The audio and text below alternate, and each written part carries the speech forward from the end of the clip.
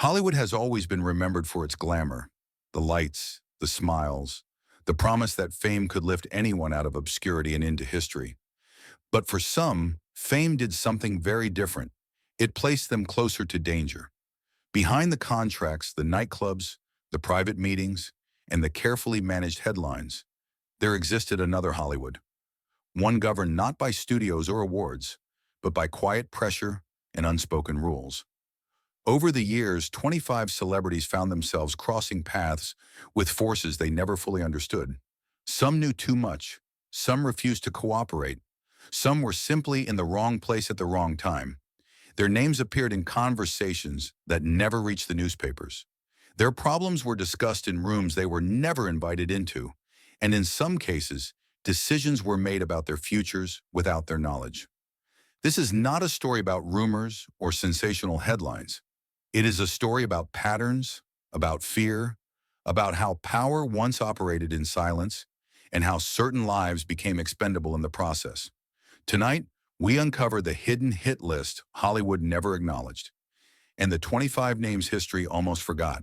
Sammy Davis Jr., the contract on his life. His rise was meteoric. His talent was undeniable.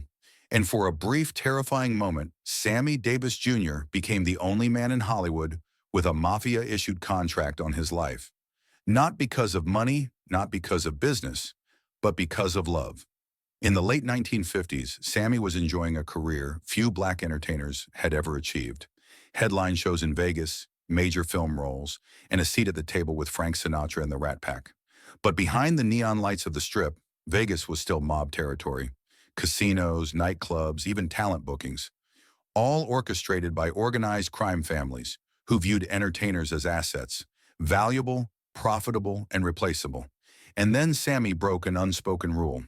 He fell in love with Kim Novak, a rising Hollywood actress under contract with Columbia Pictures. Novak was beautiful, famous, and white. In 1957, an interracial relationship wasn't just taboo, it was considered a direct threat to the image studios had spent millions constructing. A former Columbia publicist later confessed anonymously, Harry Cohn didn't care about romance, he cared about money, and a scandal like that could cost him millions. Cohn wasn't the only one who saw the relationship as a problem. According to multiple Hollywood insiders and a retired Vegas floor manager, word reached the Chicago outfit, who controlled several casinos where Sammy performed. Kim Novak was a prized studio commodity, and the wrong kind of publicity could disrupt film profits, touring schedules, and studio partnerships with mob-backed venues. The mob wanted the relationship ended. Immediately, one witness, a dancer from Sammy's show, recalled seeing him backstage the night everything changed. She said he came into the dressing room pale, shaking, clutching a note he never allowed anyone to read. She remembered him whispering only, "They're serious. They're actually serious." What Sammy likely learned that night was later corroborated by a former mob associate who turned informant. A hit had been discussed, not as a warning, as a solution. The plan, according to the informant, was simple. Make Sammy disappear, quietly, permanently. An accident on the road, a mugging gone wrong, anything that wouldn't point back to anyone with power. But someone unexpected intervened. Frank Sinatra, upon hearing the threat, allegedly confronted both studio executives and mob-connected figures. A Vegas pit boss later said, Sinatra didn't ask them to back off. He told them. Still, even Sinatra's influence had limits. The mob didn't like being defied, and Columbia needed the situation contained. So they proposed a compromise, one that destroyed Sammy inside. To save his life, Sammy was pressured into a quick marriage with a black dancer named Lorraine White. A studio insider described the ceremony as a photo opportunity, nothing more, staged solely to kill the scandal and convince the press Sammy had moved on. Sammy allegedly cried the entire night before the wedding. A week later, he and White separated. The relationship with Novak ended. The mob called off the contract, but the threat never left him. Years later, Sammy told a close friend who insisted on anonymity. That was the closest I ever came to dying, and he wasn't exaggerating. FBI files later revealed Sammy Davis Jr. was indeed monitored during this period. Not for criminal activity, for his safety. Behind the Rat Pack glamour, Sammy lived with the memory of men in tailored suits watching him from dark corners of Vegas showrooms. He lived with the knowledge that one wrong romance nearly cost him his life. He survived. But the message was clear. Hollywood might protect your career. The mob decided whether you stayed alive. Dean Martin, the star who refused the mob. Dean Martin had a reputation for being unshakably cool. The man who drifted through life with a drink in his hand, a joke on his lips, and nothing to fear. But even the coolest man in show business eventually crosses a line. And in the neon-lit world of Las Vegas, crossing the mob's line was the most dangerous thing a performer could do. By the late 1950s, Dean Martin was a titan, film star, singer, comedian, Rat Pack royalty. But what most people didn't know was that his performances were intertwined with mob profits. Casino bosses didn't just like Dean Martin. They needed him. He filled rooms, drove high rollers inside, and gave Vegas legitimacy. A former Sands Hotel cocktail server who worked during Dean Martin's residency later said, "When Dean Martin walked in, the whole casino breathed differently. The bosses came out of the shadows just to watch him." But admiration from the mob had a price. And one night, Dean Martin refused to pay it. Multiple Vegas employees recounted a story from 1960. A powerful mob figure, whose name never appeared in newspapers but was well known among staff, demanded that Dean Martin perform an additional run of shows. Dean Martin had already completed his contracted sets and wanted a break to film a movie. The mob boss didn't ask. He instructed. Dean Martin's response became legendary backstage. He looked the man straight in the eyes and said, "If you want more songs, buy another record." Silence fell. Bartenders froze. Dealers at nearby tables stopped moving their hands. No one talked to a mob boss like that.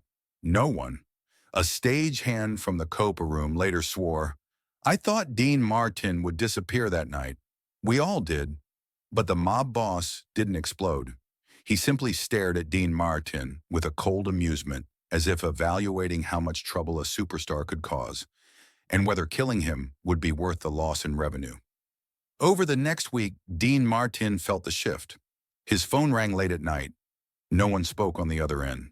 He walked through casino floors and noticed men in tailored suits watching him without expression. He'd sit at a bar, and a stranger would take the seat beside him only to whisper, "You're lucky you're loved, kid." The message was clear. They weren't going to kill Dean Martin, but they wanted him to know they could. A Vegas drummer who performed with him said, "Most stars shook when the mob came near.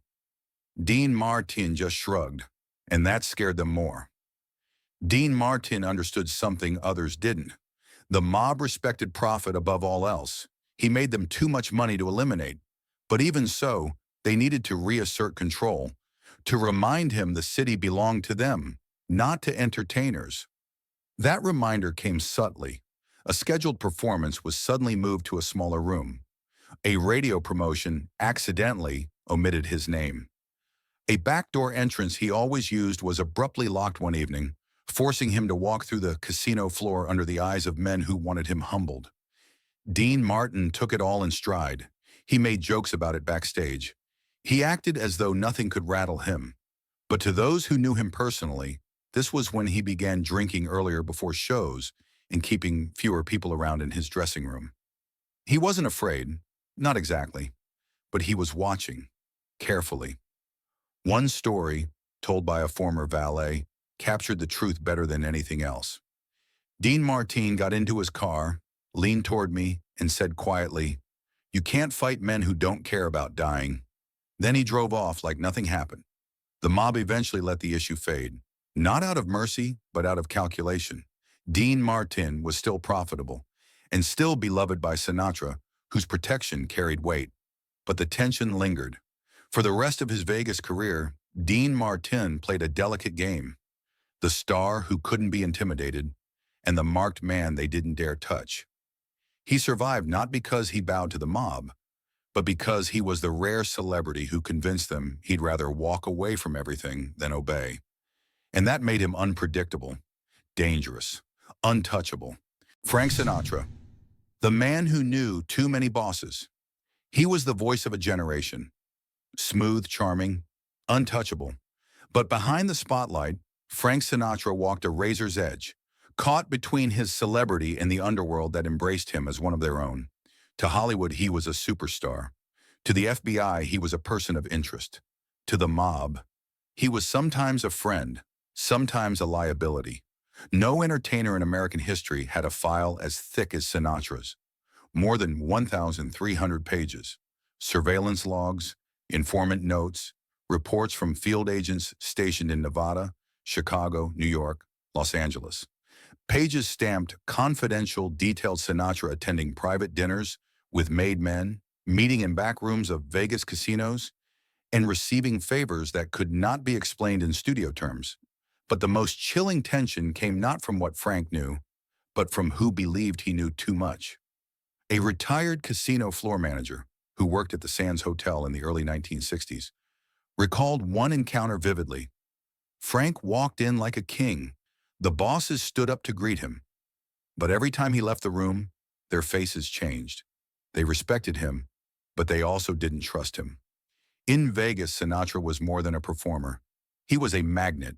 He filled casinos, boosted profits, and brought Hollywood glamour into mob-owned venues. But that level of influence came with expectations. When the mob wanted him to perform, he performed. When they wanted a favor, he listened. And when he didn't, the atmosphere shifted.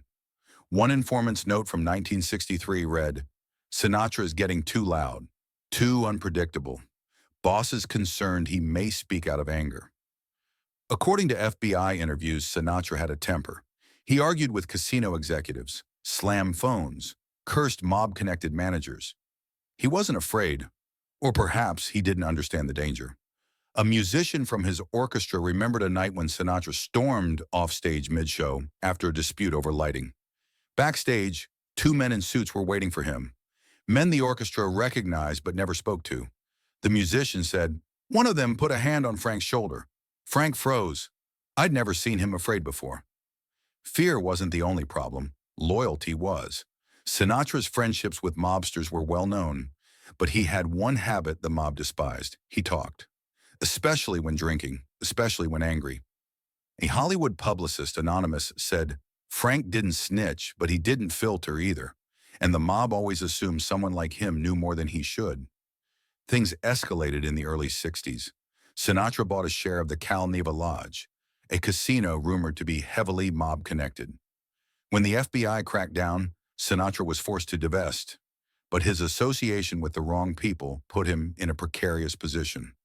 An FBI memo from 1964 stated, "Subject appears distressed.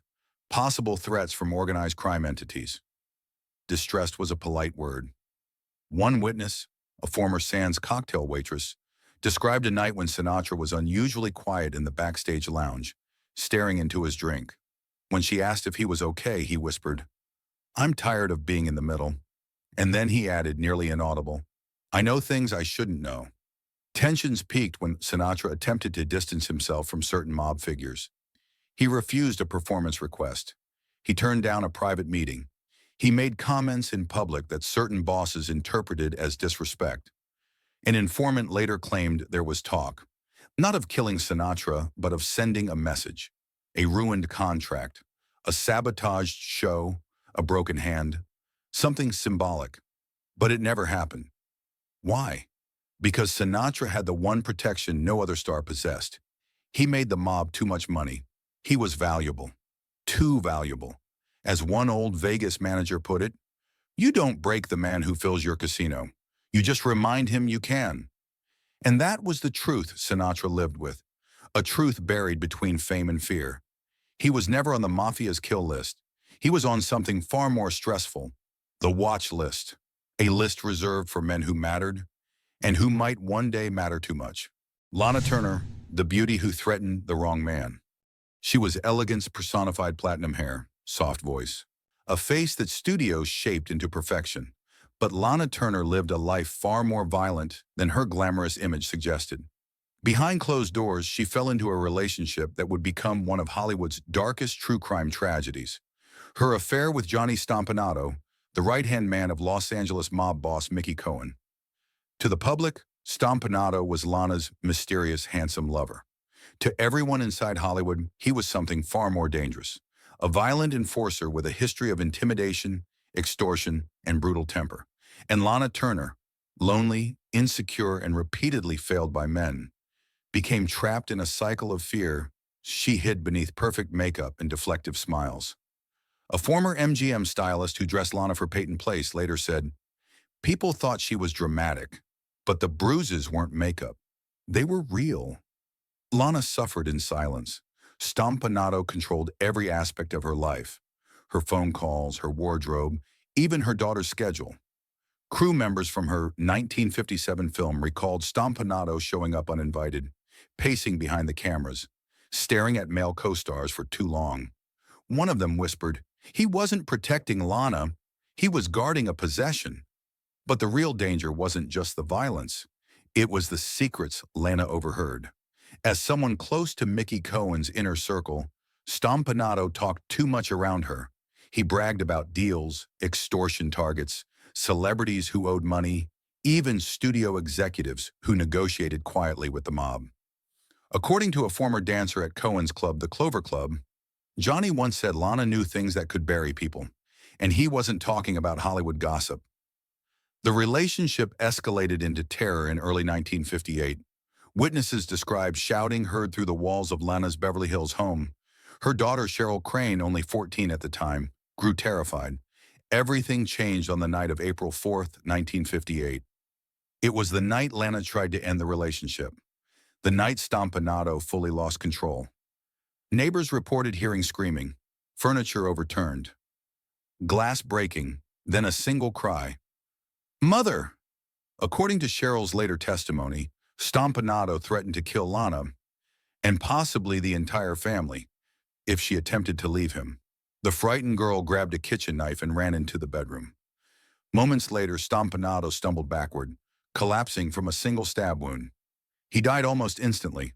The scandal exploded nationwide. But what the public didn't know was this.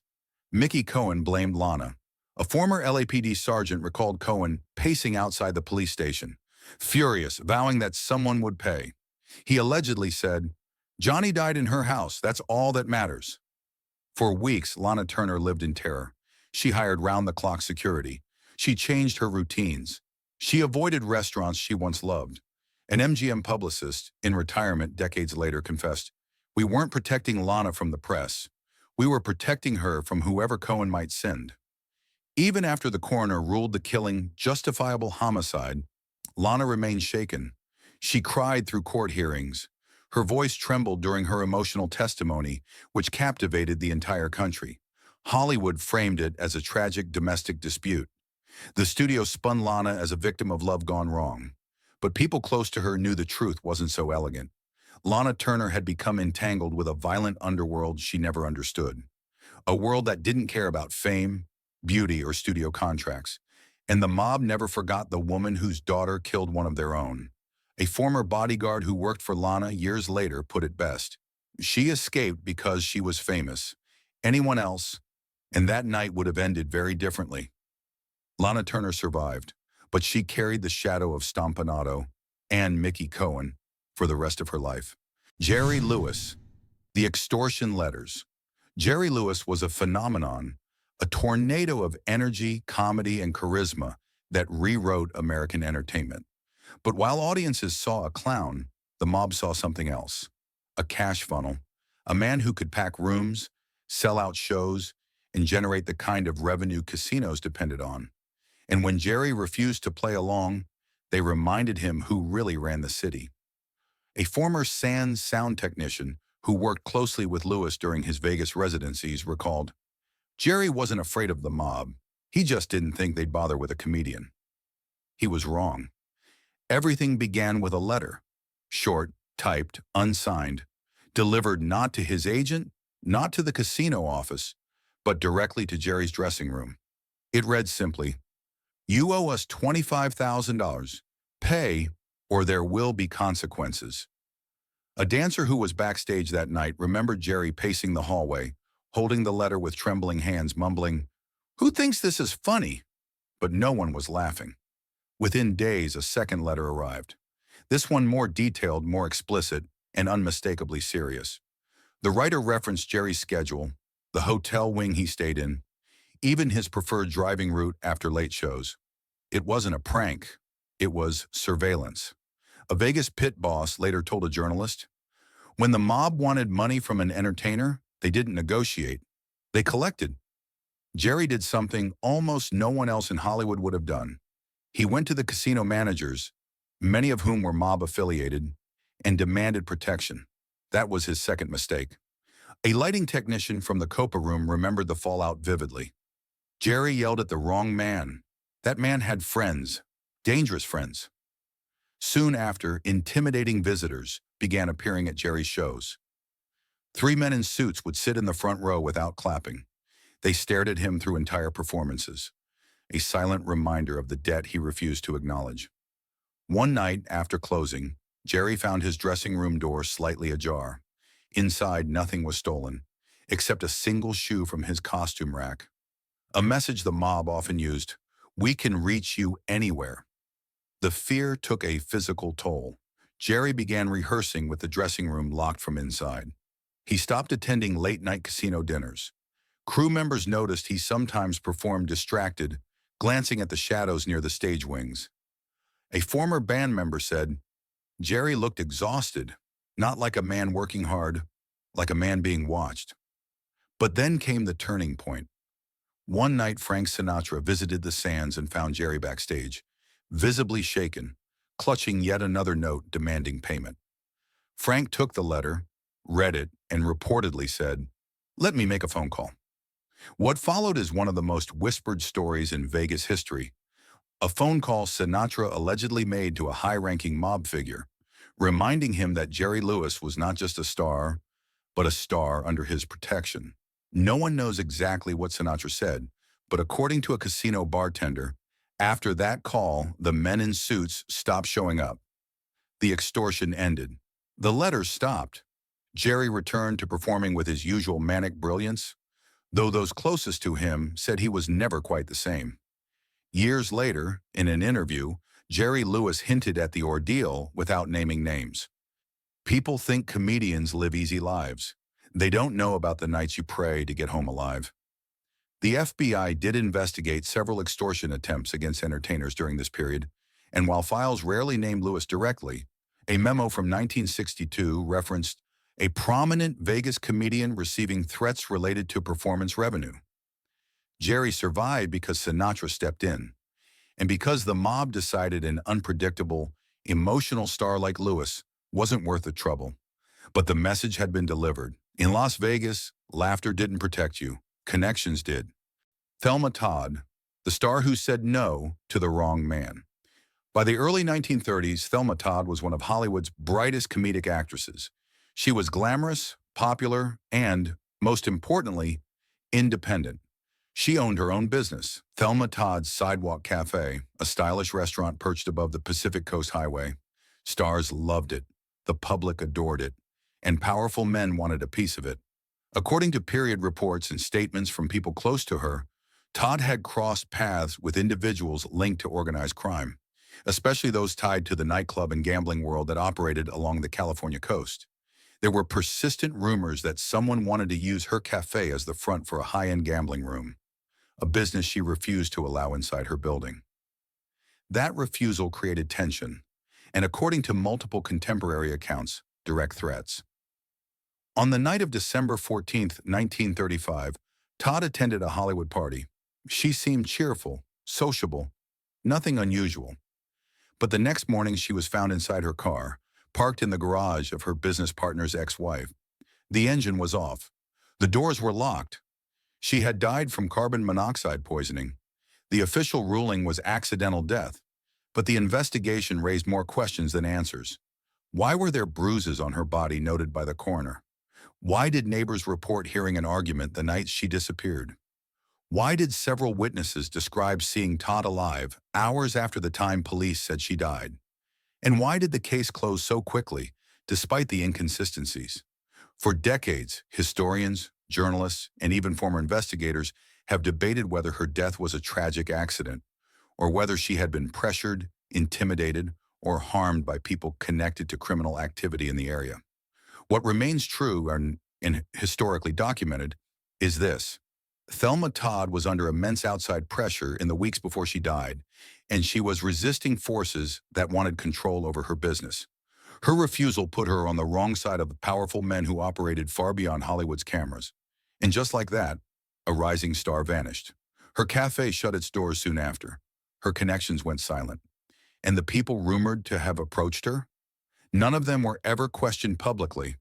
The message was chillingly clear. In 1930s Hollywood, knowing too much or saying no to the wrong people could be fatal. Dorothy Kilgallen, the journalist who got too close. If Thelma Todd crossed paths with danger by accident, Dorothy Kilgallen walked straight into it with her eyes wide open. By the 1950s and early 60s, Kilgallen was one of the most recognizable journalists in America. She was fearless, sharp, and respected. The rare reporter who could interview movie stars one day and grill politicians the next. She wasn't just a columnist. She was a force. And unlike most entertainment writers of her era, Dorothy didn't just repeat what studios told her. She went digging. She covered high-profile trials, corruption cases, and political scandals, including subjects that overlapped with organized crime. Her work attracted powerful allies and powerful enemies. But everything changed when she began investigating the assassination of President John F. Kennedy. Not the Hollywood gossip around it, but the deeper, darker layers of organized crime, political rivalries, and intelligence disputes. The kind of areas journalists were quietly warned to avoid. Kilgallen wasn't intimidated. She traveled, interviewed witnesses, and gathered documents no other reporter had. Colleagues later said she was working on a book that would blow the entire case open. She told friends, "I know who they're protecting." And then she died. On November 8, 1965, Dorothy Kilgallen was found in her townhouse sitting upright on her bed, still wearing makeup and clothes from the night before. The official ruling was acute ethanol and barbiturate intoxication. But the circumstances didn't add up. Her notes and manuscript for the JFK investigation disappeared. The last person reported to have seen her alive was never identified publicly. Friends insisted she was not depressed, not reckless, and would never mix medications. She had told multiple people she was close to a major breakthrough. Even years later, former investigators and historians questioned the ruling. Some believed she had been overwhelmed by the dangerous information she was collecting. Others believed someone didn't want her to publish what she had discovered. But one thing is indisputable. Dorothy Kilgallen was asking questions about the intersection of politics, crime, and power, and she was asking them fearlessly. She wasn't a starlet. She wasn't a performer. She was something far more dangerous to the wrong people, a relentless truth seeker with a national platform. Her death ended not just a life, but an investigation that threatened to expose networks far beyond Hollywood. And just like Thelma Todd, Dorothy Kilgallen became another reminder of how quickly and quietly a truth that's too powerful can disappear. Sal Mineo, the rebel who refused to stay quiet. Long before his name showed up in crime headlines, Sal Mineo was the kid who stared down James Dean on screen and somehow matched his intensity. In Rebel Without a Cause, Mineo didn't just play a confused teenager. He became the symbol of every fragile, lonely kid crushed by the weight of expectations. Hollywood rewarded him with an Oscar nomination, magazine covers, and a promise. You're going to be a star for a very long time. But Hollywood has never been kind to young men who don't fit in neat boxes. Mineo wasn't interested in staying the troubled boy forever. He didn't want to be safe, soft, and predictable. As the studio system loosened its grip in the 1960s, he started making choices that made executives nervous. He took roles that were darker, more complicated, less flattering. He moved into theater where he had more control. He directed. He spoke openly in interviews about the industry's hypocrisy. He supported civil rights causes and anti-war movements at a time when that could quietly cost a career. Off-screen, he moved through worlds that overlapped with the rougher edges of Los Angeles nightlife. Clubs, bars, and neighborhoods where hustlers, small-time criminals, and people with connections to bigger, more organized networks all shared the same streets. Mineo refused to live quietly. He refused to fade into nostalgia, and he refused to become another former child star begging for safe, forgettable roles. By the mid-1970s, he had rebuilt serious momentum.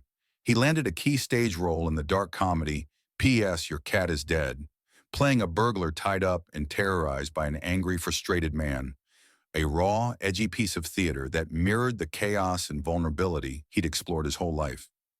On the night of February 12, 1976, Sal Mineo left a rehearsal for that play in West Hollywood. He parked his car behind his apartment building, stepped out, and never made it to his front door. A neighbor heard a cry, looked outside, and saw Mineo collapse in the carport. He had been stabbed once in the chest, directly into the heart. His wallet was missing. The image was almost cinematic. The former teen idol, the eternal rebel, bleeding out alone in a dark alley behind the glamour. Theories rushed in immediately. Some whispered about an angered lover. Others insisted it was a targeted attack tied to his personal life. And in an era when organized crime still had influence in certain parts of the city, some speculated whether someone, somewhere, had decided they were done with him.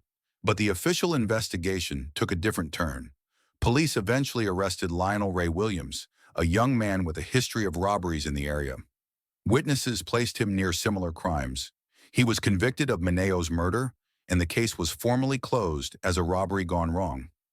No court ever proved any connection between Mineo's death and organized crime. No evidence showed he was specifically marked by the mob.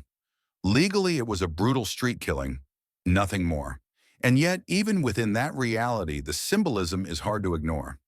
Sal Mineo spent his life refusing to be controlled by studios, by typecasting, by the quiet, polite version of fame that kept so many actors safely silent.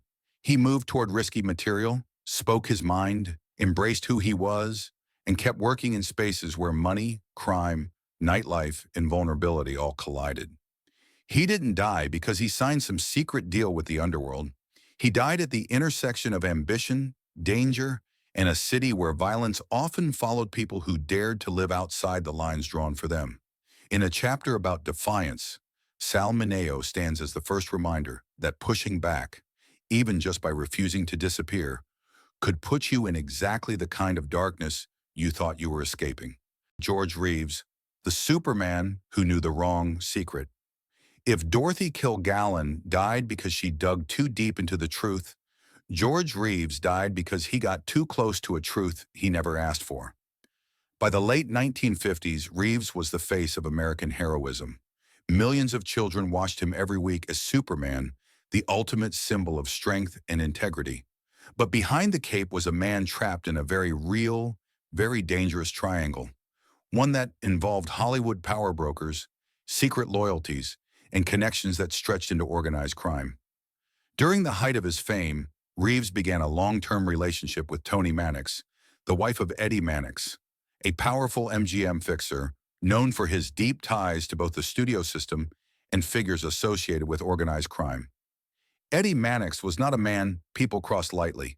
He made problems disappear, scandals, evidence, reputations, and according to Hollywood lore, sometimes people. For years, Reeves and Toni maintained their complicated romance. He benefited from her financial support, and she enjoyed the affection of a beloved Hollywood star. But eventually, Reeves wanted to end the relationship. He wanted a fresh start, a new fiancée, and a chance to escape the emotional and political entanglement that came with being involved with the Mannix family. That decision may have sealed his fate. On the night of June 16, 1959, Reeves died from a gunshot wound in his bedroom. The official report labeled it a suicide within hours, but the facts were anything but clear. Guests were downstairs drinking when the gun went off. The housekeeper waited an unusually long time before calling the police. No fingerprints were found on the gun. Witness statements shifted over time. There were rumors of bruises on Reeves's body, and Toni Mannix reportedly suffered a breakdown immediately after his death, followed by a sudden intense wave of Catholic guilt. People who knew Reeves insisted he wasn't suicidal. He was planning his wedding. He was negotiating new career opportunities, and he had just returned from dinner with friends hours before the gunshot. The inconsistencies piled up so fast that even LAPD officers at the time privately admitted the case didn't look right. But in Hollywood's golden age, there were rules. Rules about who got questioned, whose names were whispered, and whose power kept files closed. The Reeves case was quietly wrapped, quietly filed, and quietly forgotten. But among those who studied the old Hollywood fixer networks, one belief still lingers. George Reeves didn't die because he was Superman. He died because he stopped playing the role assigned to him in real life. In a city ruled by image, influence, and invisible alliances, Reeves learned, too late, that certain relationships came with consequences no one could escape. Jean Harlow, the blonde bombshell caught in a deadly web. Jean Harlow wasn't just a movie star. She was the woman who defined the word Hollywood. Platinum hair, electric charisma, a screen presence that studios tried to copy for decades. But behind the glowing lights was a life surrounded by rumors, fear, and a man whose connections pulled her into a world she never chose. That man was Paul Byrne, Harlow's husband, a respected MGM producer with a troubled past, strange debts, and friendships that brushed the outer edges of organized crime. Byrne was brilliant, but he was also volatile, secretive, and heavily stressed by both personal issues and professional pressure. In September 1932, just 2 months after marrying Harlow, Paul Byrne was found dead in their Los Angeles home, shot in the head, a gun beside him, and a note that MGM immediately claimed was a suicide letter. The studio arrived at the scene before police investigators completed their work. Executives guarded the house, controlled information, and within hours, the official explanation was released to the press. Paul Byrne took his own life because of physical issues and embarrassment, but nothing about the case matched the clean narrative. Witnesses reported that Byrne had been involved in financial disputes. Several biographers noted he had unresolved ties to individuals with criminal backgrounds. MGM executives allegedly destroyed certain documents to protect the studio's image. A woman claiming to be Byrne's former partner also died under mysterious circumstances days later. Through all of it, Jean Harlow, the wife left behind, was forced into silence. Studio handlers controlled her interviews, her movements, her emotions. She became the face of tragedy without ever being allowed to speak her truth. But the most haunting part came after Paul Byrne's death. Jean's own decline. Friends said she grew frightened, anxious, and constantly watched. Her health deteriorated rapidly. By the time she died in 1937 at just 26, the rumors exploded. Had she learned too much about Byrne's financial entanglements? Had she uncovered secrets the studio didn't want revealed? Or was she simply another victim of Hollywood's ruthless control machine? A star who knew more than she was ever allowed to say? What remains factually clear is this. Jean Harlow's life became tangled in conflicts involving money, influence, and dangerous men operating far beyond Hollywood sound stages. Her early death froze her in time, beautiful, tragic, and forever linked to a mystery that MGM never wanted investigated too closely. Her story is a reminder that even the brightest stars can burn out suddenly, especially when their lives cross paths with the wrong power. Sam Cooke, the voice silenced by a story that never made sense. Sam Cooke wasn't just a singer, he was the voice of a generation, a man whose talent, charm, and ambition redefined American music. By the early 1960s, he wasn't just charting hits, he was building an empire. Cooke was one of the first black artists to demand control of his masters, to own his recordings, his publishing, his business decisions. He challenged the record industry, an industry that, at the time, was deeply entangled with powerful interests, including nightclub owners and financiers who had long-standing ties to organized crime. Cooke didn't play by their rules. He refused to be managed, controlled, or underpaid, and that independence earned him both admiration and enemies. On December 11, 1964, Sam Cooke was shot and killed at a Los Angeles motel in a chaotic incident that to this day raises more questions than answers. The official story claimed he was drunk, agitated, and burst into the manager's office, where the manager shot him in self-defense. But almost immediately, inconsistencies began piling up. Cooke's wallet and money were missing. Witnesses gave contradictory statements. The woman he was with provided an account that shifted multiple times. No fingerprints were found on certain items where they should have been. The investigation lasted less than 2 hours. The case was closed almost immediately, even more unsettling. Friends and colleagues said Cook was sober, focused, and excited about new business ventures. He had recently uncovered irregularities in contracts and financial statements. He was preparing to take full control of his career, a move that would shake the entire music industry. Historians and biographers agree on one thing. The official version of that night simply doesn't hold together. While there is no confirmed evidence tying his death directly to organized crime, the environment he was navigating, a world of club owners, promoters, and music financiers with known ties, made his rise, independence, and growing influence a threat to certain powerful interests.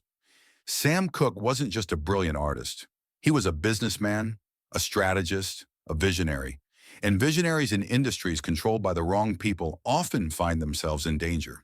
His death ended one of the brightest careers in American music and left behind a story that generations have tried and failed to fully explain.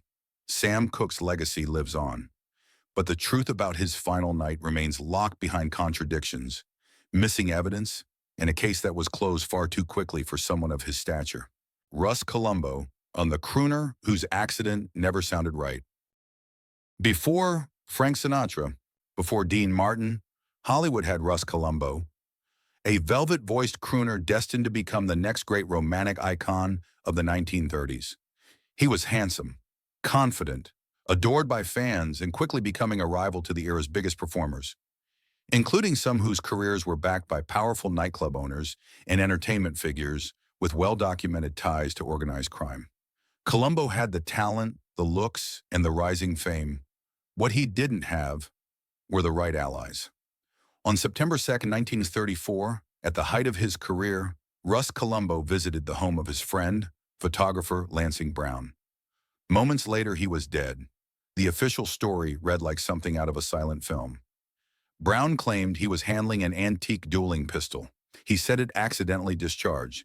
The bullet supposedly hit a tabletop, ricocheted, and struck Columbo directly in the eye, killing him instantly. It was the kind of story that sounded tragic, but not quite believable. Even at the time, newspapers questioned the details.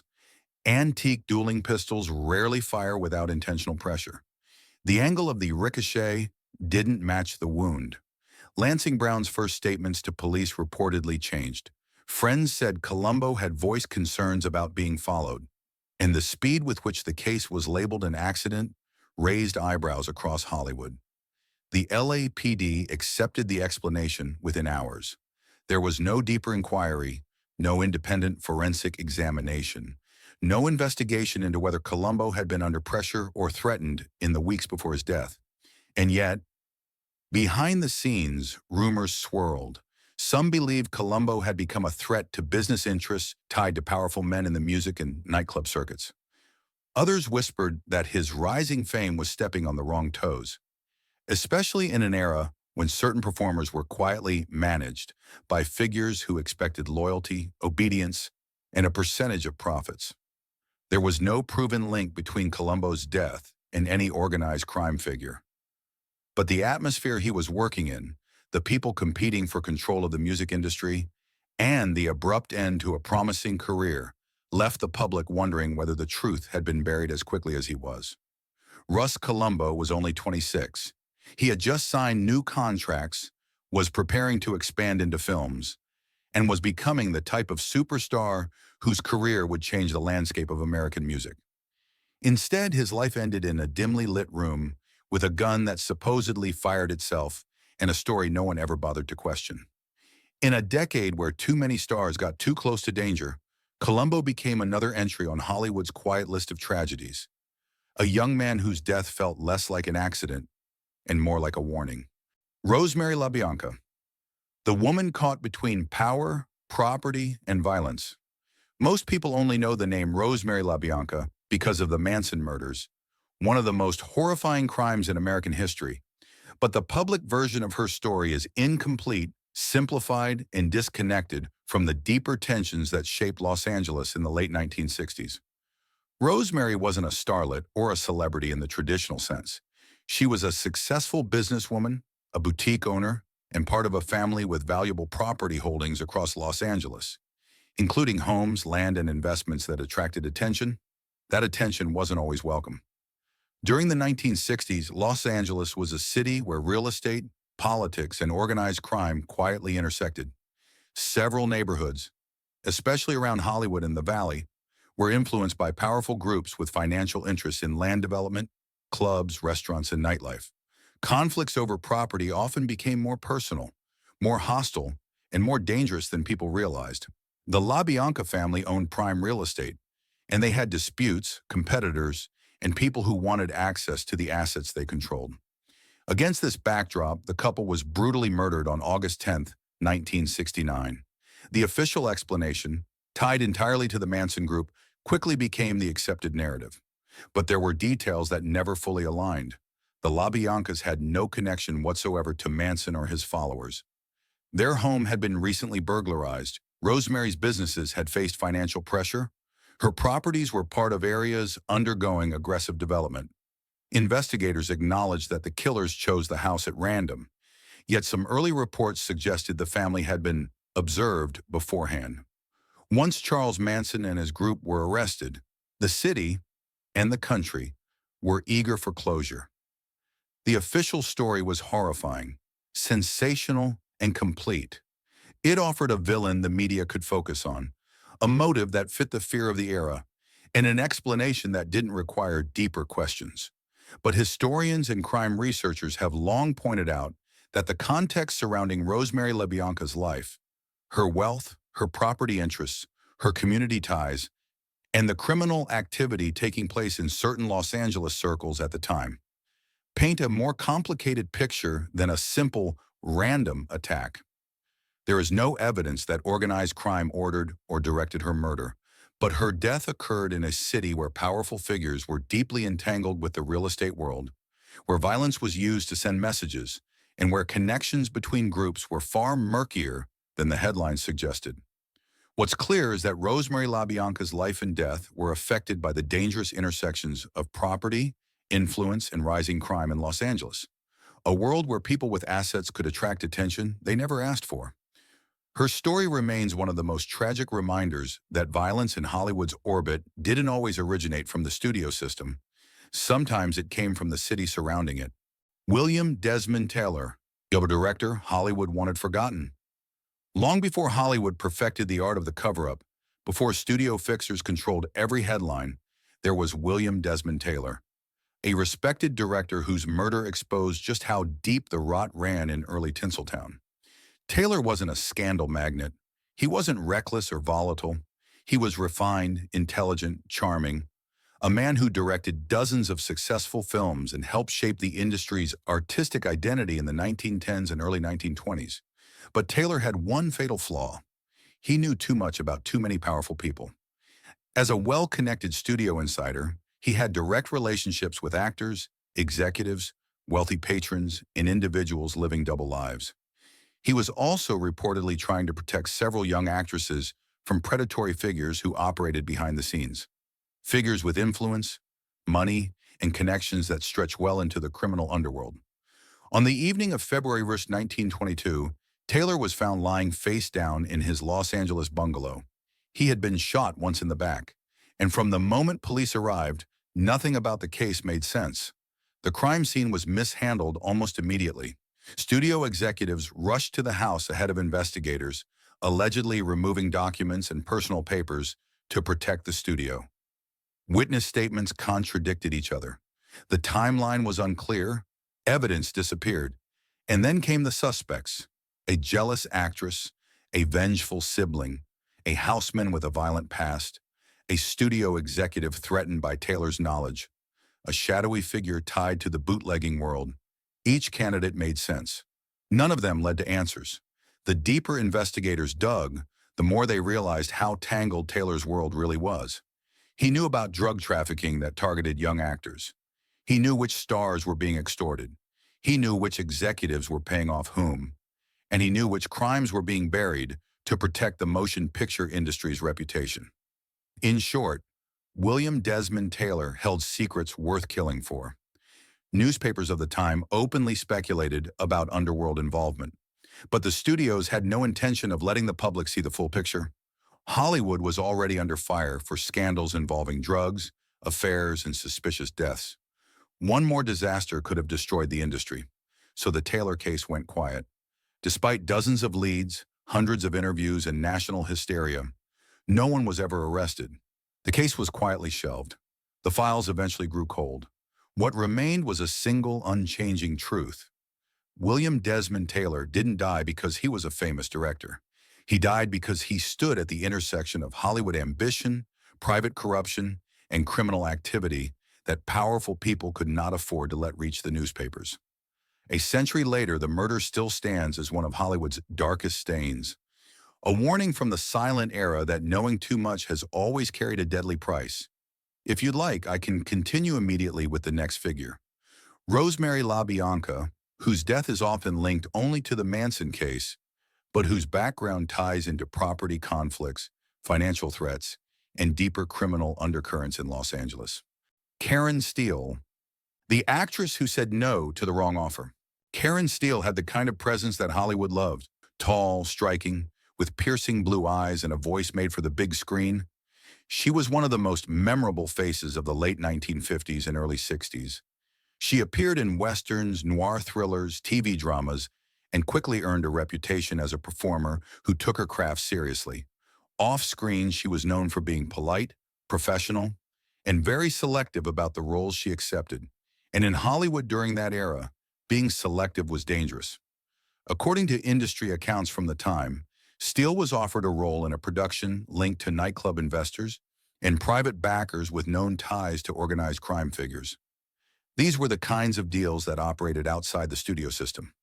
Films or performances financed by individuals who expected obedience and loyalty and who did not appreciate being turned down. Karen turned them down anyway. She was polite, she was respectful, but she said no. Almost immediately, the atmosphere around her changed.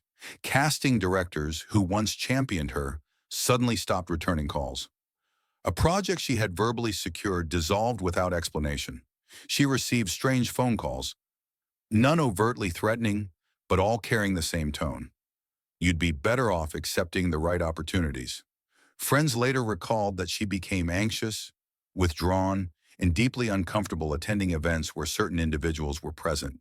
She felt watched, she felt targeted, and she could feel her once promising career narrowing in real time.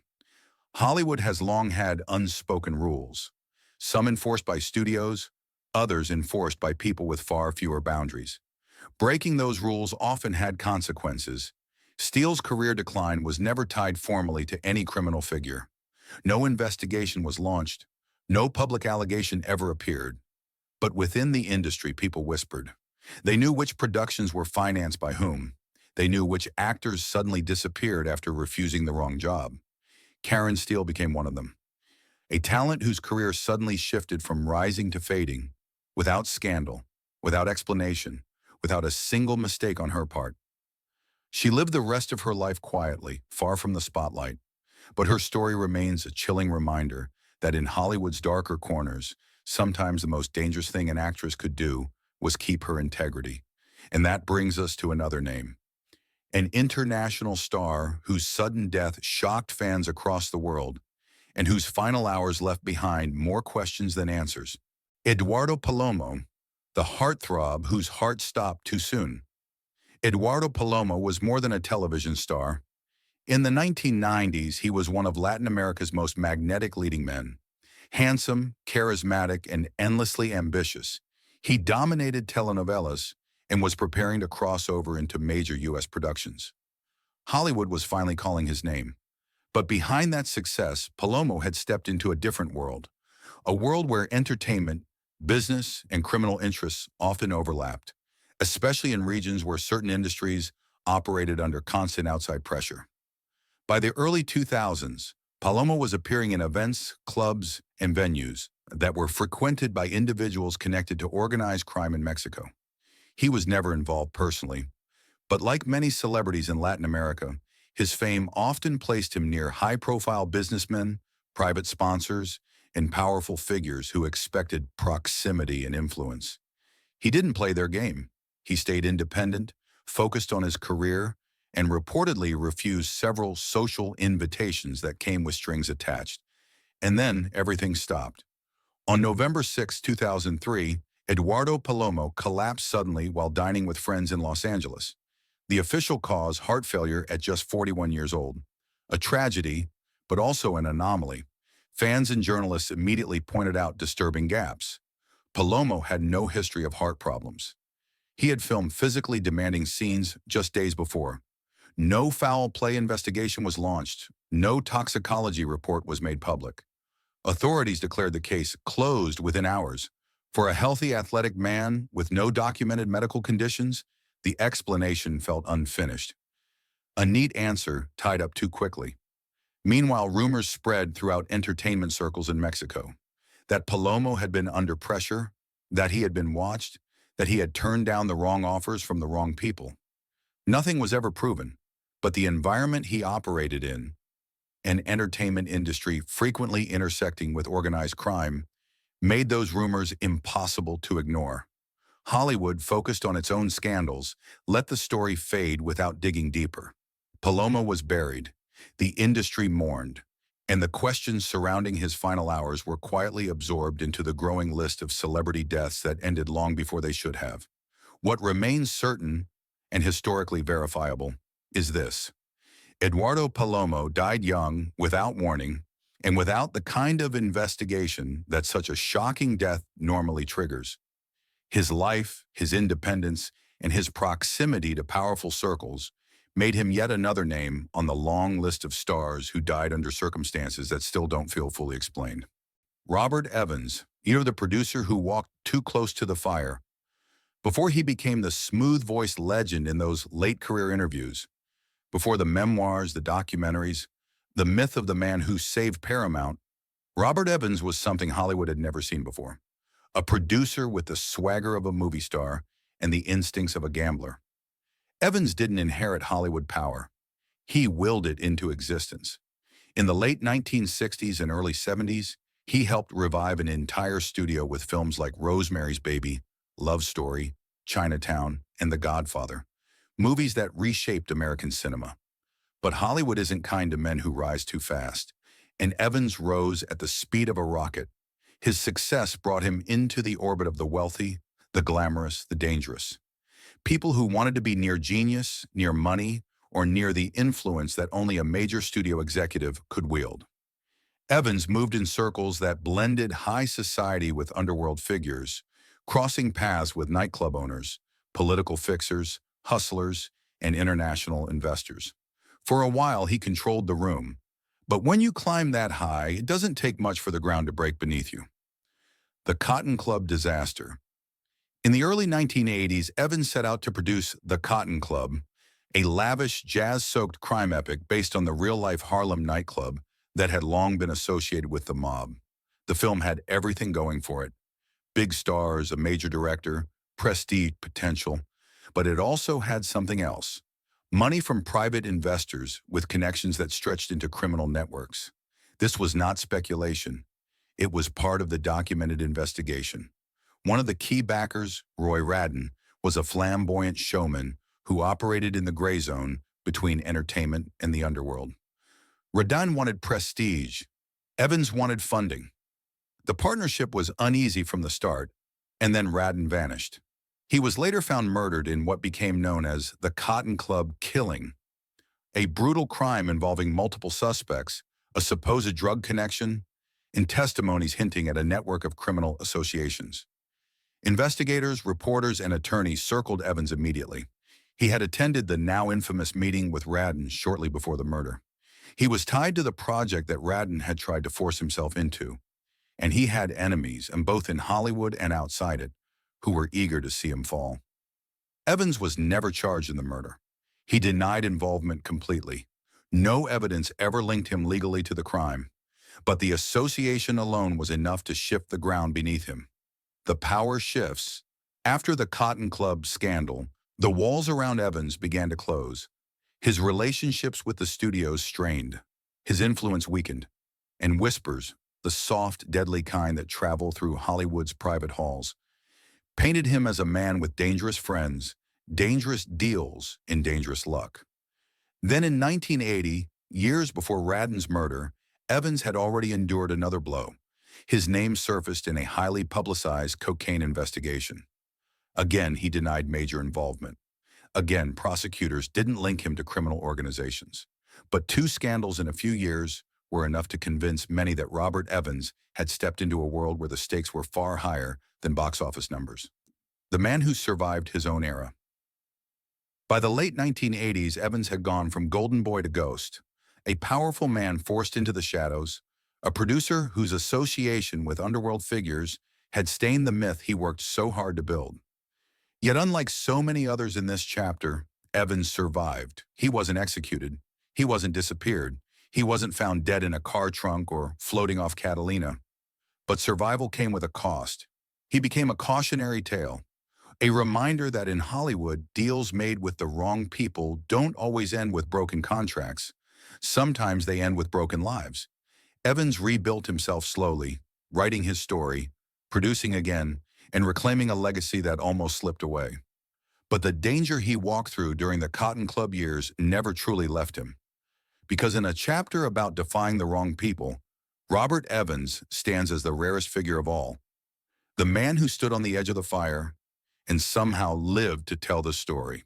Natalie Wood, the star, whose final night still haunts Hollywood. Natalie Wood grew up in front of America. She wasn't just a movie star. She was a symbol of the entire studio era, a child actor who matured into one of Hollywood's most magnetic leading ladies. By the 1960s and 70s, Natalie was known not only for Rebel Without a Cause, West Side Story, and Splendor in the Grass, but for her intelligence, her sensitivity, and her ability to carry films with emotional depth far beyond her years. But behind the brightness of her image, Natalie Wood lived in a world filled with powerful men, strong personalities, and industry tensions that followed her throughout her career. Her life was marked by fear, by secrets, and by a sense of danger she confided to friends, but never fully escaped. A life surrounded by power. Natalie Wood moved in circles that overlapped Hollywood royalty, political elites, and entertainment figures with connections that stretched far beyond movie sets. She was married twice, to actor Robert Wagner, a man who navigated his own complex relationships in a town where influence was currency. The pressures of fame, jealousy, studio politics, and private disputes created an invisible network of tensions surrounding the couple. Wood also had ties with directors, producers, and social circles where alcohol, control, and behind-the-scenes power struggles often dictated careers and relationships. Over the years, she expressed a recurring fear of dark water, a phobia, a warning, one she repeated so often that friends remembered it long after she was gone. The final weekend, Thanksgiving weekend, 1981. Natalie Wood, Robert Wagner, and actor Christopher Walken set sail aboard the yacht Splendor near Catalina Island. The trip was meant to be relaxing, a getaway, a reset. But something went wrong, terribly wrong.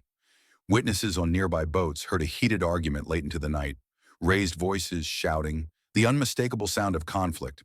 What happened after that moment remains one of Hollywood's most enduring mysteries. The next morning, Natalie Wood's body was found floating in the water, dressed in a nightgown and a down jacket. The yacht's dinghy was discovered beached nearby. Too many questions, too few answers. The original 1981 investigation ruled her death an accidental drowning. But even then, the ruling was controversial. Bruises were found on her arms and legs, scratches were on her face. The dinghy showed no clear signs she had tried to use it. She had been terrified of deep water. No one could explain how she left the yacht quietly. Conflicting statements came from those on board. Years later, new witnesses came forward. The captain revised his testimony. Others admitted they had heard more than they initially told police. In 2011, the Los Angeles County Sheriff's Department reopened the case. In 2012, the cause of death was amended to drowning and other undetermined factors. Not homicide, not accident. Undetermined. A word that, in Hollywood terms, means one thing: something doesn't add up. Why her story matters here. There is no evidence that organized crime targeted Natalie Wood. No proven links to Mafia threats. No documentation tying her death to criminal retaliation. But her final night sits at the crossroads of powerful men, private conflicts, influence that shaped investigations, in a culture where uncomfortable truths were often buried. And Natalie Wood herself was a woman who refused to be controlled. A woman who challenged directors, pushed back against typecasting, fought for creative freedom, and navigated personal relationships marked by intensity and volatility. Her story belongs in this chapter not because she challenged the mob, but because she challenged the power structures around her, and died under circumstances that remain painfully unresolved. More than 40 years later, the case is still open. The questions still echo, and the fear Natalie carried her entire life, of dark water and unseen danger, became the reality that took her away. The Dean O'Banion Associates case. When Hollywood talent crossed an old mob line, Dean O'Banion died in 1924, cut down in the middle of Chicago's Prohibition War. But the organization he built, the alliances he forged, and the men who carried his influence didn't die with him. In the decades that followed, the O'Banion Associates, the men who once bootlegged, extorted, and enforced, slowly shifted into new businesses, nightclubs, talent bookings, music promotion, and entertainment financing. They weren't the marquee bosses anymore, but they controlled doors, they controlled venues, they controlled opportunity. And when Hollywood stars traveled east for personal appearances or signed onto nightclub tours in the 1940s, 1960s, their paths frequently crossed with the remnants of that empire. This is where the story begins. The nightclub circuit, a changing battlefield. Before television became the center of American entertainment, nightclubs were the oxygen of celebrity culture. That's where actors promoted films, singers built their reputations, and performers earned supplemental income.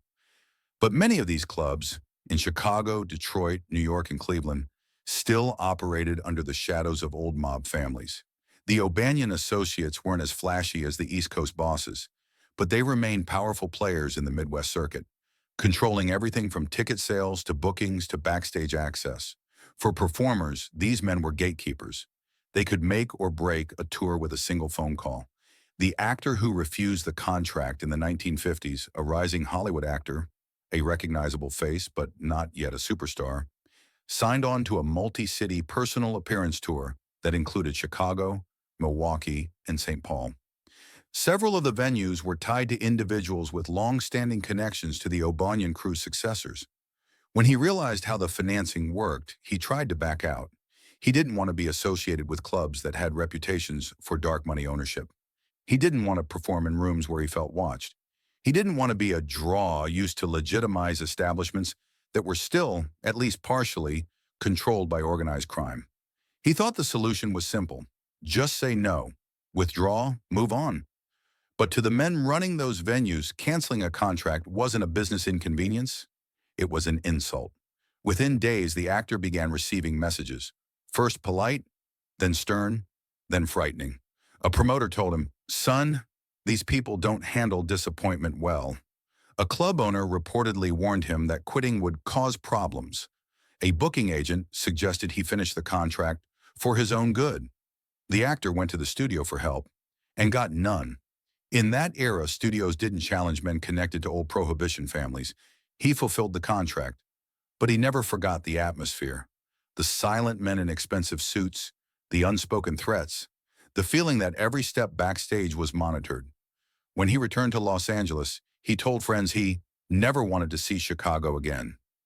A singer who took the risk. In the early 1960s, a young female singer from Hollywood also brushed against the O'Banion network. She accepted a booking at a club tied to one of the family's long-standing financial backers. When she refused an extension, turning down additional shows she hadn't agreed to, she was followed for several days. Her car tires were slashed. A brick was thrown through her window with the note, "Don't disrespect the arrangement." She fled Chicago the next morning. Police reports exist. They never named suspects, but the pattern was unmistakable. why this case belongs here. None of the stars connected to the O'Banion associates were murdered. None were physically assaulted. No Mafia hit was ever confirmed or even officially suspected. But this chapter is about defiance. And these performers defied men who controlled entire regions of the entertainment industry. Their stories became cautionary tales whispered in dressing rooms for decades. Don't say no to the Chicago bookings. Don't cross the old network. Finish the contract. Because in the shadow of Dean O'Banion's legacy, the rules of the Prohibition era still applied. And Hollywood learned that saying no could come with a price. Sonny Liston, the champion who couldn't escape the shadow.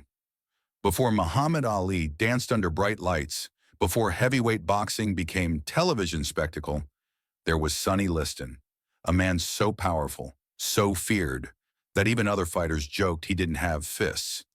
He had wrecking balls.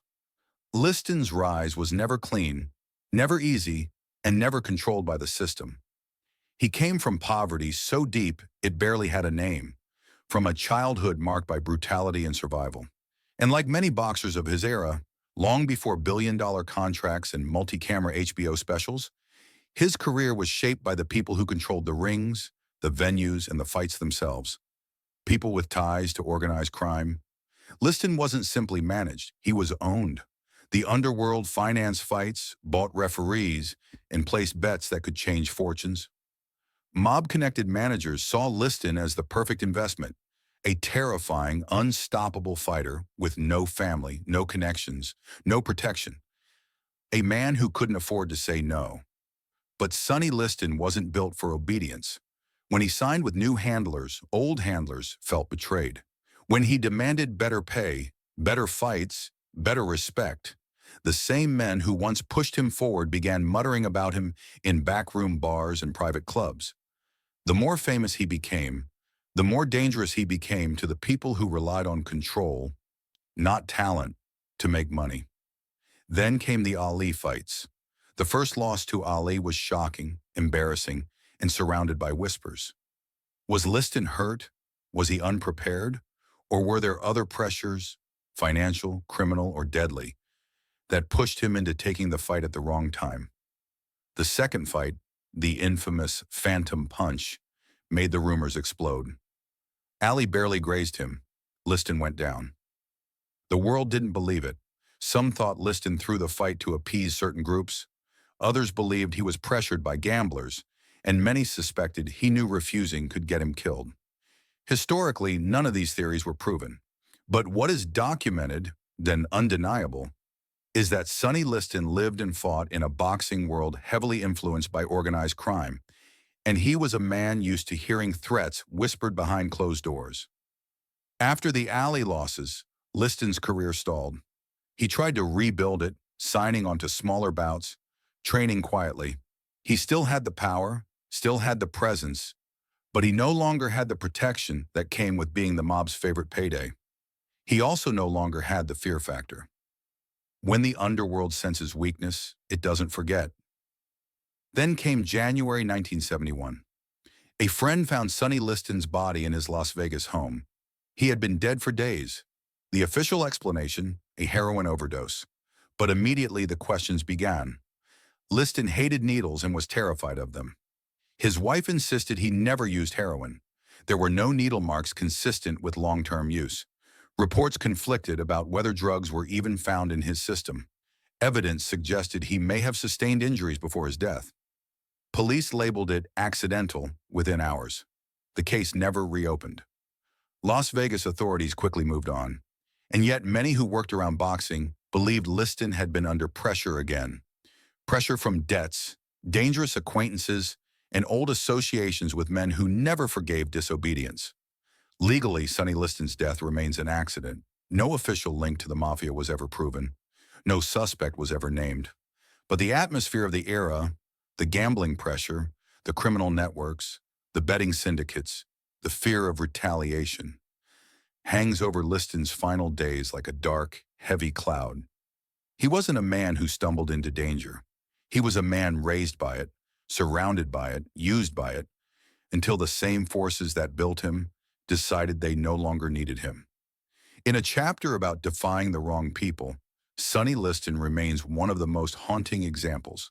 A champion powerful enough to crush anyone in the ring, yet still unable to fight the shadows waiting outside it. Virginia Hill, the woman who knew too much and died even quieter. Virginia Hill was unlike any woman the American underworld had ever seen. She wasn't a gun moll, a showgirl, or a gangster's shadow. She was a force, fiercely intelligent, dangerously charming, and capable of navigating rooms where men believed women didn't belong. She could walk into a Chicago casino, a Beverly Hills mansion, or a smoky back room in New York and hold her own with mob bosses twice her age. She didn't fear them. They respected her, and they needed her. But that respect had a price, and the day Bugsy Siegel died, Virginia Hill became a walking secret. The queen of the underworld's finances, born in Alabama and raised in poverty, Hill reinvented herself completely, climbing into elite criminal circles through a blend of ambition, brilliance, and social instinct. Her greatest talent wasn't seduction, it was money. She handled cash, moved funds across states and borders, and acted as a courier between syndicates long before the FBI took the Mafia seriously. Hill wasn't merely Bugsy Siegel's lover, she was one of the mob's most trusted financial operatives. She flew to Cuba. She flew to Mexico. She delivered envelopes, carried messages, and managed transactions the IRS didn't know existed. If the mob was an empire, Virginia Hill was one of its foreign ministers. Love, power, and the flamingo. Her relationship with Bugsy Siegel was both romantic and combustible. They fought, reconciled, separated, reunited. Two flames drawn magnetically toward each other. But when Siegel's Flamingo project began losing money, Hill's name surfaced in whispers. Did she mismanage mob funds? Did she take money overseas? Was she siphoning off Flamingo investment cash?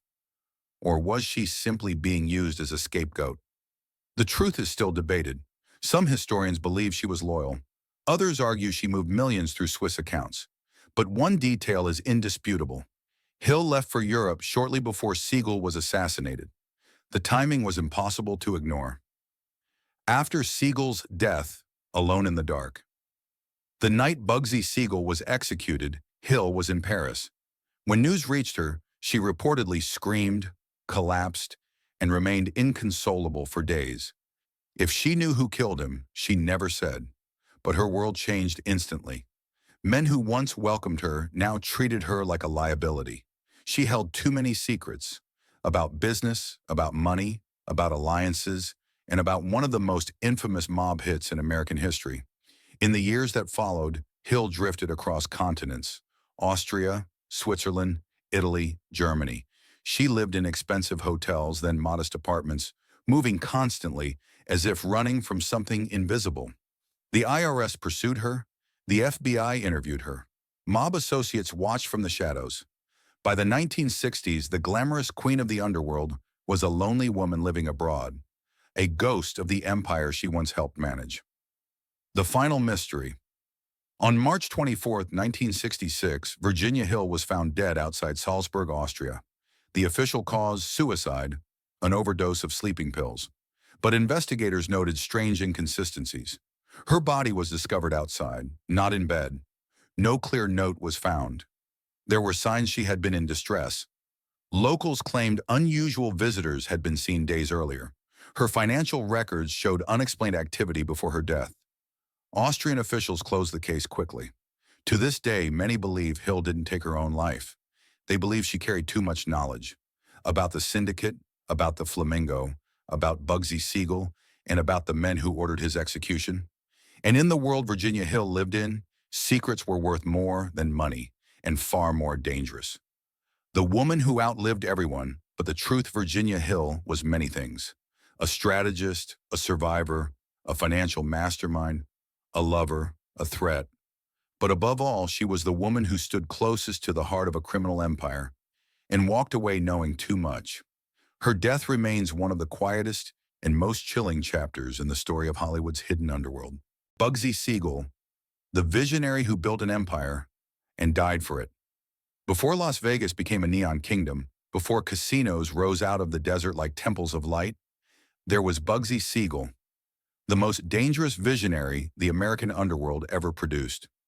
Siegel wasn't a street enforcer like the men who came before him. He was something far more rare, a gangster with imagination, a man who could terrify you with one hand and charm Hollywood's elite with the other. He wore tailored suits, ate in Beverly Hills' finest restaurants, and mingled with actors, producers, and studio executives as naturally as if he belonged among them. In many ways, he did. He had the charisma of a movie star and the conscience of a war general. It was this duality that made him irresistible and deadly. Hollywood's favorite gangster. By the 1930s and 40s, Siegel had carved himself a place in Los Angeles elite circles. He attended premieres, visited studio lots, and threw parties dripping with glamour. Actors like Clark Gable and Cary Grant crossed paths with him. Nightclub owners welcomed him. Studio fixers treated him carefully. He was polite until he wasn't, and when that charm evaporated, everyone in the room felt the temperature drop. Hollywood was drawn to danger. Siegel was danger in a tuxedo. The flamingo gamble, Bugsy Siegel's true legacy, wasn't in California, it was in the desert. Las Vegas in the early 1940s was nothing, a dusty stopover for travelers and soldiers. But Siegel saw potential. He envisioned a palace unlike anything America had ever seen, a luxury resort called the Flamingo. It would be grand, flamboyant, sophisticated. It would attract the rich, the famous, and the powerful. And it would give the mob a legitimate-looking empire. The idea was brilliant. The execution was disastrous. Construction spiraled out of control. Costs exploded. Materials vanished. Contractors overcharged. Siegel's investors, bosses from New York, Chicago, and Cleveland, believed he was losing their money, or worse, stealing it. In the underworld, rumors were fatal. Siegel insisted he was being sabotaged. He begged for more time. He blamed incompetence, desert conditions, anything he could. He wasn't entirely wrong, but the bosses didn't care. The Flamingo became a financial sinkhole, and Siegel became the man responsible. The execution. On the night of June 20th, 1947, Siegel sat in the Beverly Hills home of Virginia Hill. The woman he loved and the woman many believed was involved in the Flamingo's finances. He was reading a newspaper, relaxed, unaware, as someone outside took aim through the living room window. A burst of .30 caliber rifle fire shattered the glass. One bullet struck his head. He died instantly. It was clinical, efficient, almost cold-bloodedly professional.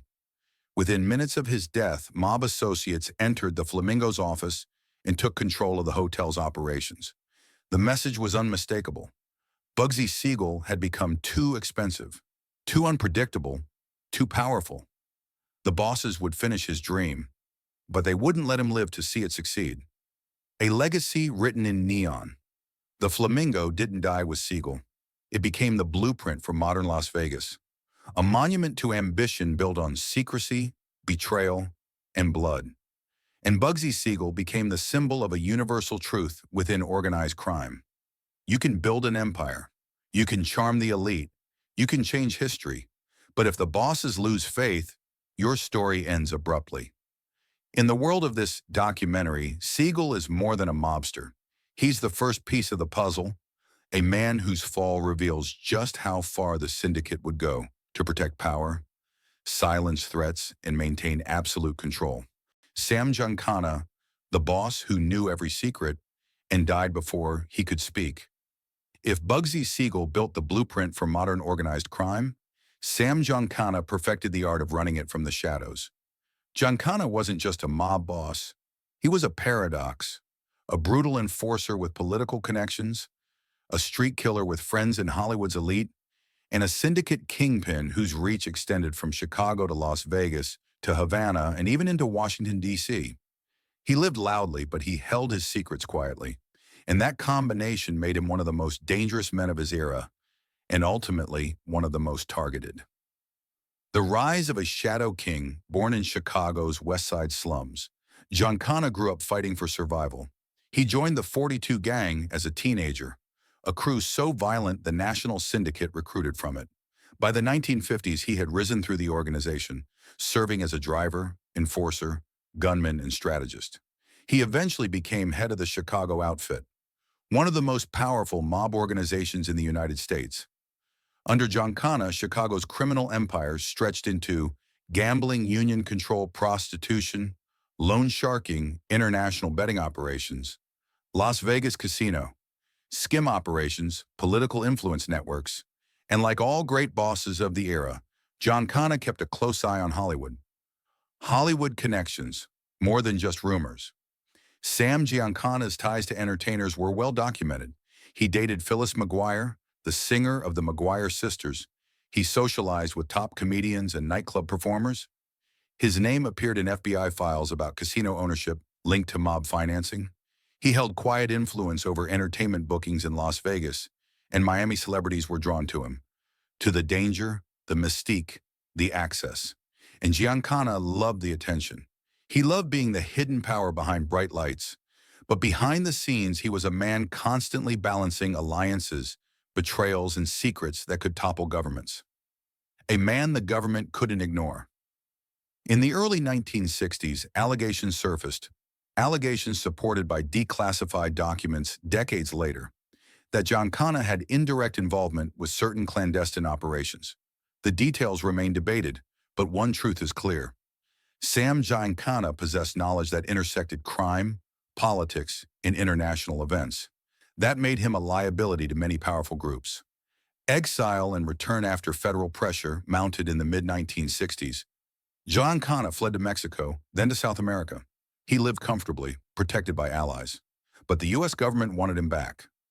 By 1974, he was returned to Chicago under a court order. 2 years later, he received a subpoena to testify before a federal grand jury investigating organized crime. And this time, he couldn't avoid speaking. The night before, he would talk. On the evening of June 19, 1975, Giancana was at his home in Oak Park, Illinois. He cooked dinner, sausage and peppers, and waited for someone. There was no forced entry, no sign of struggle. Sometime between 11 p.m. and midnight, an unknown visitor shot him in the back of the head. Then, as if sending a message, they turned him over and shot him 6 more times in the face. It was execution style, clinical, and symbolic. A silencing, exactly 1 day before he was scheduled to testify. Who killed Sam Giancana? No one was ever charged. No one claimed responsibility. No official link to any organization was established. But investigators, journalists, and historians agree on one recurring theme. Giancana knew too much about Las Vegas, too much about political operations of the 1960s, too much about internal syndicate business, too much about people who lived far beyond Chicago. And men like that never retire peacefully. The boss who wouldn't bow, Sam Giancana's death wasn't a mob war casualty. It was a purge, a strategic removal of a man whose knowledge threatened everyone around him. If Part 2 showed us what happens to stars who defy the mob, Giancana shows us what happens when a mob boss defies the men above him, around him, or behind him. His murder remains one of the most chilling unsolved executions in American history, and a reminder that in the world of organized crime, power doesn't protect you. Secrecy does. And once you lose that, you lose everything. Albert Anastasia, the executioner who fell in a rain of bullets. Albert Anastasia wasn't just a mob boss. He was the man other mob bosses feared. If Sam Giancana was the political player and Bugsy Siegel was the visionary, then Albert Anastasia was the blade, one of the deadliest enforcers the American Mafia ever produced, and the man whose name became synonymous with the darkest chapter in organized crime. Murder, Inca. He rose from the docks of Brooklyn, forged in poverty, brutality, and survival. By his early 20s, he had already been arrested for murder. By his 30s, he was a kingmaker. By his 40s, he controlled the most terrifying enforcement squad in mob history. This wasn't a man who whispered threats. This was a man who delivered them. The Lord High Executioner Murder, Inkhorn, was the enforcement arm of the National Crime Syndicate, a multi-state network of mob families united under one banner. If a boss wanted someone gone, they didn't start a war. They sent Anastasia's men, knife, gun, rope. Anastasia didn't care how it was done. He cared only that the message was sent. FBI agents later described him as a man with no hesitation, no conscience, and no equal. But power built on fear creates fear in every direction, and every brutal order he gave made him a more dangerous liability to the syndicate itself. Hollywood connections. Anastasia was not a Hollywood socialite like Bugsy Siegel. He didn't need to charm studios or attend galas. But his influence reached deep into entertainment. He controlled longshoremen unions that handled film equipment shipped through New York. He controlled the garment district, affecting costume suppliers. He had influence over nightclub unions tied to performers. He had indirect leverage over talent booking agencies. He protected several East Coast venues where singers and actors performed. Hollywood wasn't his playground, but its infrastructure often ran through his hands. And stars who worked the nightclub circuit in the 1940s and 50s knew one thing clearly. If Anastasia's men ran the venue, you didn't ask questions. You showed up, performed, and left. But by the mid-1950s, Anastasia made a fatal mistake. He became too unpredictable. The cracks in the empire. Anastasia's reign was marked by impulsive decisions, unauthorized hits, emotional rage, a refusal to compromise, a growing paranoia. He no longer trusted anyone, not his allies, not his rivals, not even his own longtime partner, Carlo Gambino. He began acting independently, ordering murders without seeking approval from the syndicate board. This was the cardinal sin. The bosses tolerated brutality. They tolerated ambition, but they did not tolerate men who acted alone. And Anastasia had become a man acting alone. The barbershop execution, October 25th, 1957. The Park Sheraton Hotel, New York. Anastasia entered the hotel barbershop for his usual morning shave. He sat in the leather chair, leaned back, and closed his eyes. Minutes later, two men wearing scarves over their faces burst through the door. Before Anastasia could stand, bullets ripped across the room, one after another, 7 in total. In confusion, Anastasia reportedly rose from the chair, lunged toward his attacker's reflections in the mirror, and collapsed onto the floor. The execution was swift, professional, and absolute. No one was ever charged. No weapon was found. No witness identified the shooters. But everyone knew. This wasn't a rival crew. This wasn't revenge. This was a sanction removal. Carlo Gambino, the quiet strategist, took over Anastasia's empire within days. The message was unmistakable. Even the most feared man in the Mafia could be eliminated the moment he ceased to be useful. The legacy of a man built on fear. Albert Anastasia left behind no memoirs, no explanation, no remorse. What he left was a warning, a brutal reminder that organized crime was ruled not by loyalty, but by control. And when a man who enforced the rules began breaking them, his fate became inevitable. For Hollywood's shadow world, Anastasia's death marked a shift, from raw violence to quieter, more calculated power. The executioner was gone, but the empire he helped build was still very much alive. Tony Accardo, the boss who never went to war because he never had to. Most mob bosses ruled through fear, violence, and public displays of dominance. Tony Accardo ruled through something far more dangerous, absolute, unshakable control. He wasn't flashy like Bugsy Siegel. He wasn't volatile like Albert Anastasia. He wasn't publicly feared like Sam Giancana. Accardo was worse. He was calm, quiet, calculating. A man who believed real power was exercised not in gunfire, but in the silence before it. For over 4 decades, he managed to do what few mob bosses in American history ever achieved. He survived. From street soldier to strategic genius. Accardo began his career as a street enforcer in Chicago. They called him Joe Batters after he beat 3 men to death with a baseball bat, a nickname given to him by Al Capone himself. But brutality was only the beginning. Accardo possessed a rare combination, the ruthlessness of a killer and the intelligence of a strategist. By the end of the 1940s, he quietly rose to leadership of the Chicago outfit, the same organization that once belonged to Capone. Under Accardo, the outfit evolved from a violent street machine into a corporate-style empire. His control stretched into Las Vegas casinos, Hollywood-related unions, nightclub circuits, bookmaking operations, trucking and shipping construction companies, industrial rackets, political influence networks. He didn't visit Hollywood the way Bugsy Siegel did. He reached into Hollywood from a distance, shaping the business structure beneath it. Unions, transport, financing, distribution networks. And everyone in the industry knew it. The man no one touched while other bosses died in barbershops or parking lots, Accardo thrived. He avoided publicity, he avoided scandal, he avoided unnecessary violence. But when he needed to send a message, he sent it with unmistakable clarity. In one infamous incident, thieves broke into Accardo's home while he was away. Most men would have filed a police report. Accardo didn't. Within weeks, every member of the burglary crew was found murdered, shot, beaten, or strangled. No one ever broke into Accardo's home again, or dared to insult him. Hollywood knew his shadow. Accardo never walked red carpets. He didn't need to. His influence traveled through union bosses, industry intermediaries, business owners, labor organizers, casino operators with ties to Hollywood players. When certain productions suddenly stalled, when labor disputes mysteriously dissolved, when contracts were quietly adjusted, Accardo's name often surfaced in private conversations. Not publicly, never on record, but always with a tone of fear and respect. He didn't threaten actors. He didn't chase stars. He controlled the machinery that allowed Hollywood to function. The near-miss Accardo was so protected, so insulated, that he survived every mob war from the 1930s to the 1990s.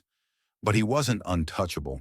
In the late 1970s, rumors spread that certain outfit members were frustrated with his lingering influence.